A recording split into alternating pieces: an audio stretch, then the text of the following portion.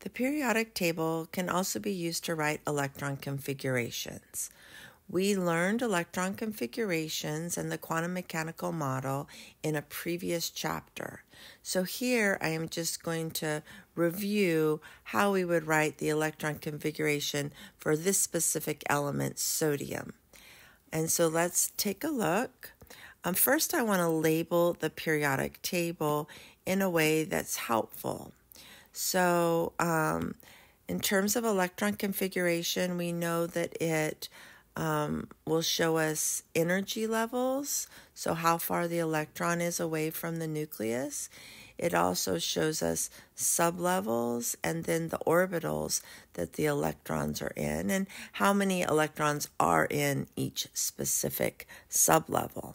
So to number it up, the energy levels are associated with the rows or periods on the periodic table. And so I'm just numbering those. And just as a reminder, we went over this in more detail in the previous chapter. And then we have blocks of electrons that represent the sublevels. So we have S, P, D, and F.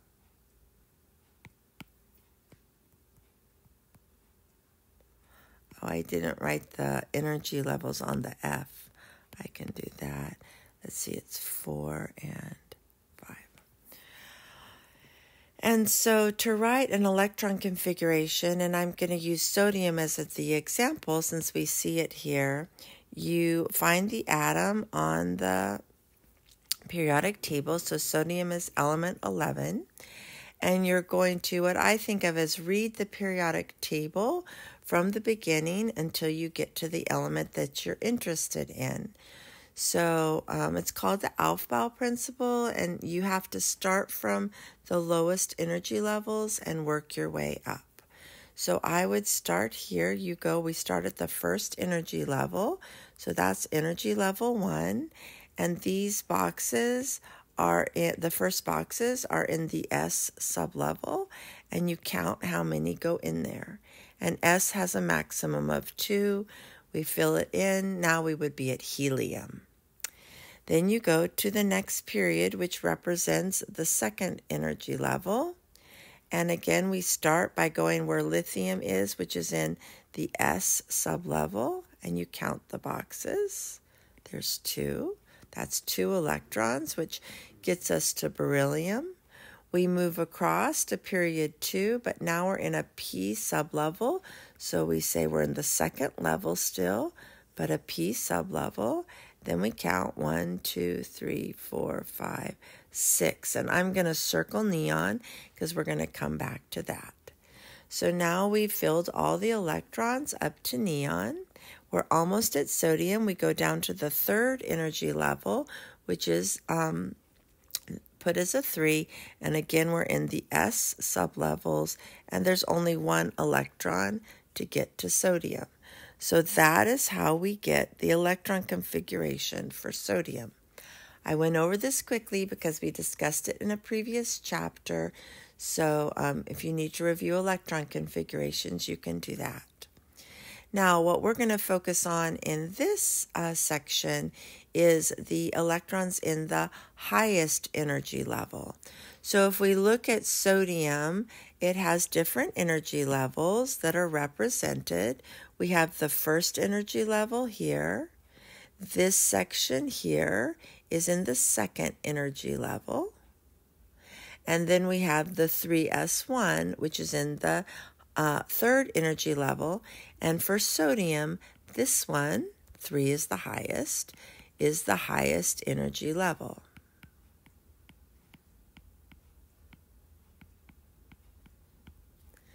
Now, one way to quickly represent the highest energy level is by using what we call a noble gas configuration. Now, if you recall, The noble gases are in 8A. And the noble gases all have full S and P sublevels. Okay, so that makes them a little unique. In the future chapters, we'll discuss the importance of that. In fact, even in this chapter, we will.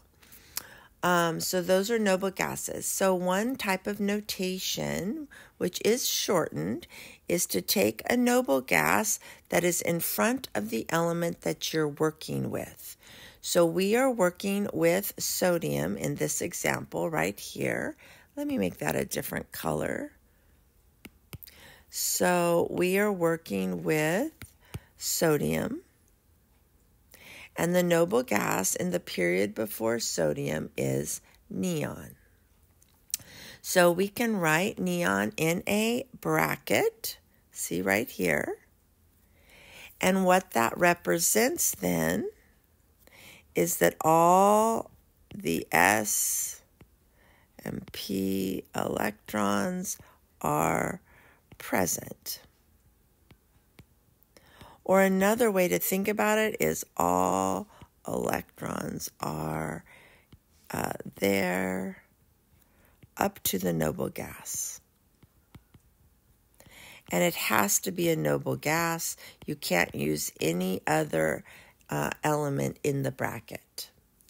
Then what you do is you write the remaining electrons, the ones in the same period that your element is in, and you write their configuration. So what we did is we took, and if you look up at sodium here where I'm highlighting, all of those electrons that I highlighted in pink are represented in that neon with the bracket. And then we're just writing whatever is left over.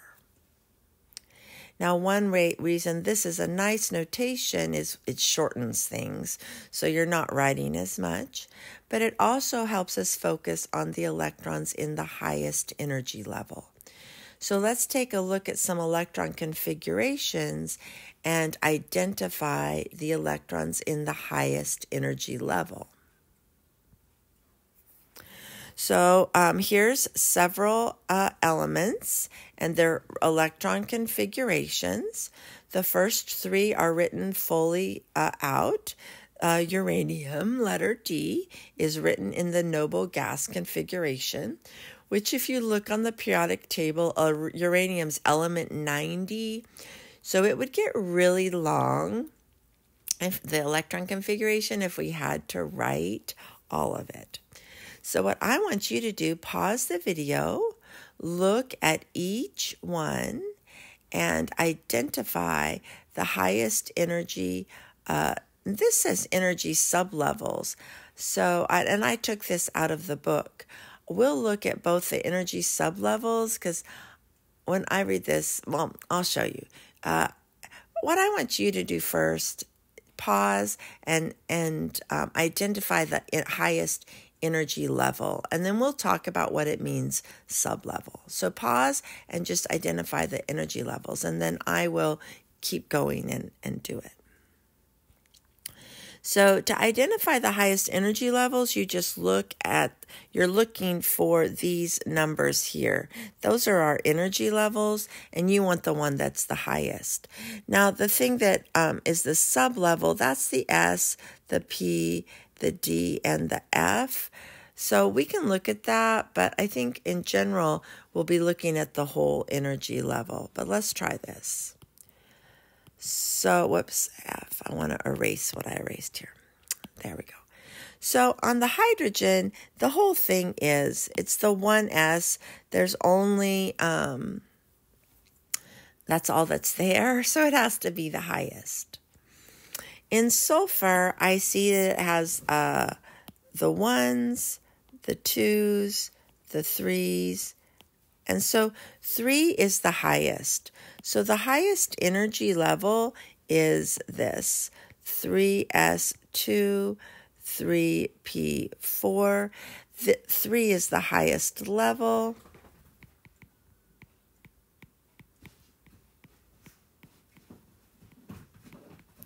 when I read it, this question, which I did take from the textbook, it says sublevel. So then the 3p would be the highest sublevel.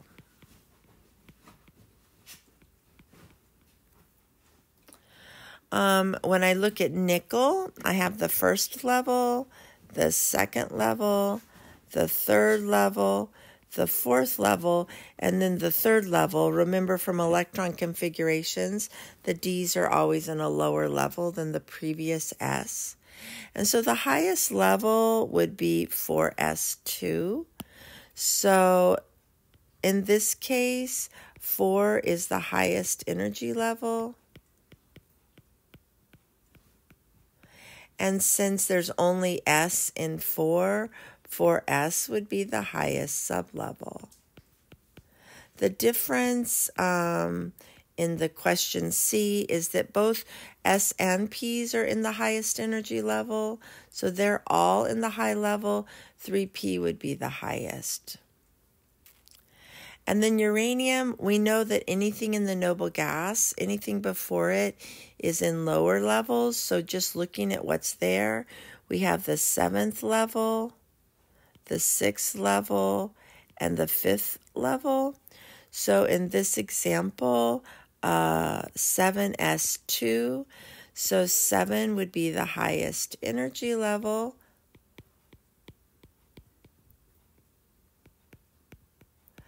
And then the 7s is the highest sublevel.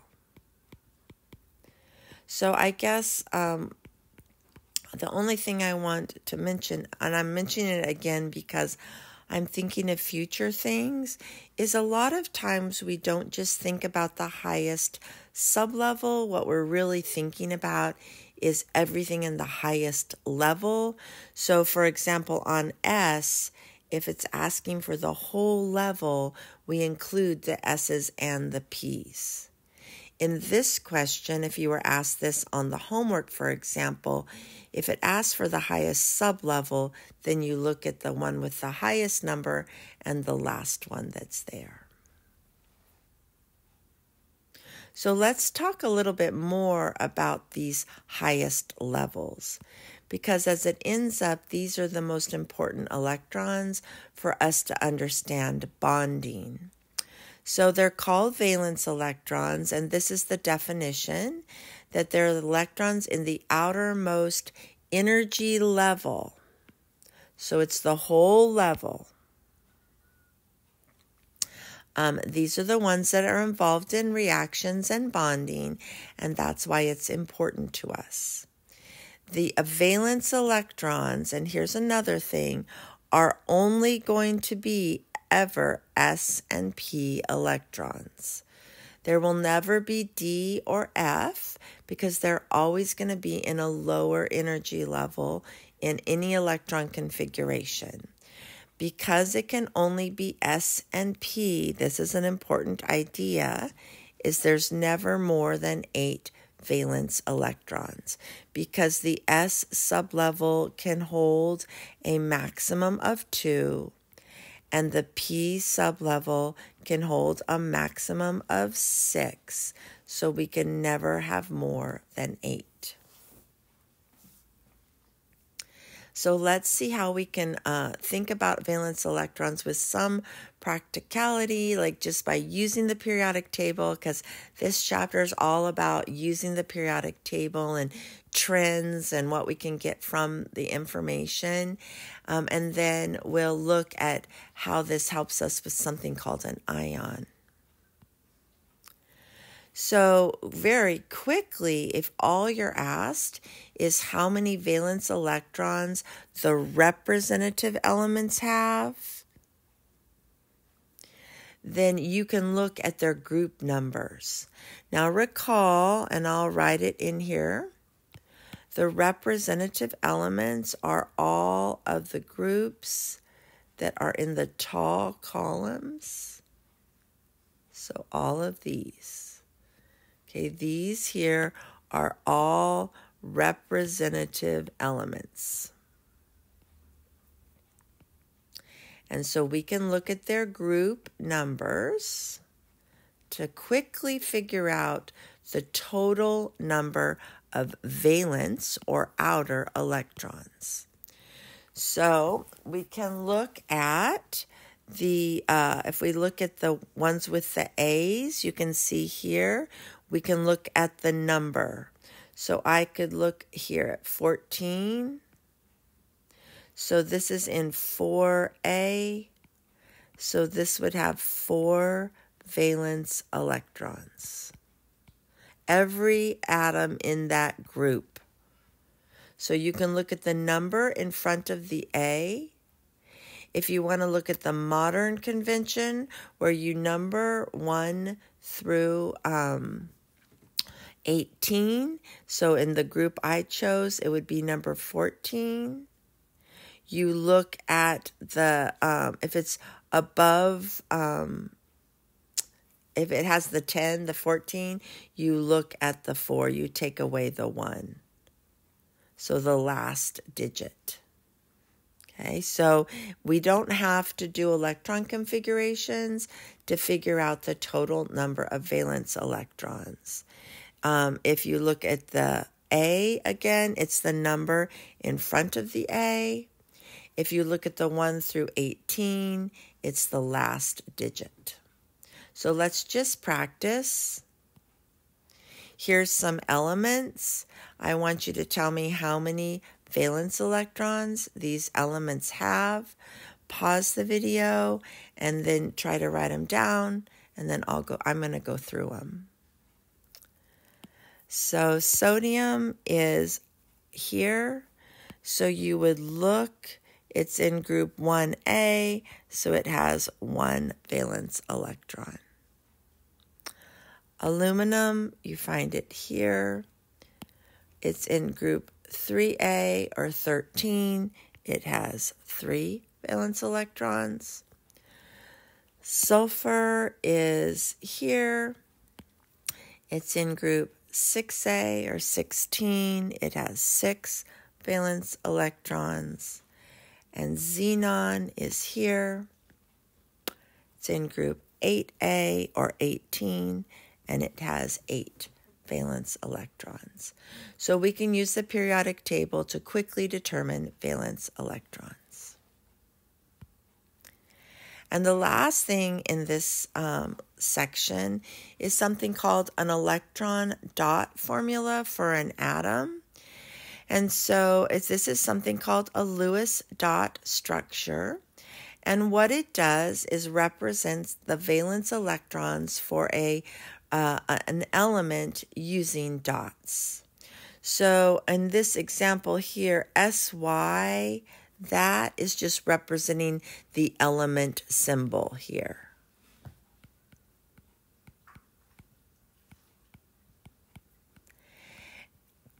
And that element symbol represents all of the core electrons. So really up to the noble gas in front of that particular element. Then you use dots to represent the valence electrons. These are the electrons that are in the outer shell. So the S and P electrons in the period of your element. So here's phosphorus as an example, and I want to go back to the previous slide to look at phosphorus so we can just relate it to the dots, the valence electrons, dots. So phosphorus is right here, and it's in group 5A. So we know that phosphorus has 5 valence electrons. So you write the symbol P. I'm going to go back again. What the symbol P is representing is all the electrons, that are up to neon. So when we write P, it's representing everything up to neon. Then we're going to write the 5 dots around the phosphorus. Now it doesn't really matter in this example they start on the right side, it doesn't matter really, but we've got to get the 5 dots. And your textbook represents it by going round in a circle. So it adds 1, then it adds 2, then it adds 3, then it adds 4, and then it adds 5. So phosphorus has 1, 2, 3, 4, 5 dots. And so that's the dot structure of phosphorus, and it's representing the 5 valence electrons. So in the next video, we're going to talk about something called ions, and we're going to see how these valence electrons help us predict what we call ions and how it relates to the periodic table.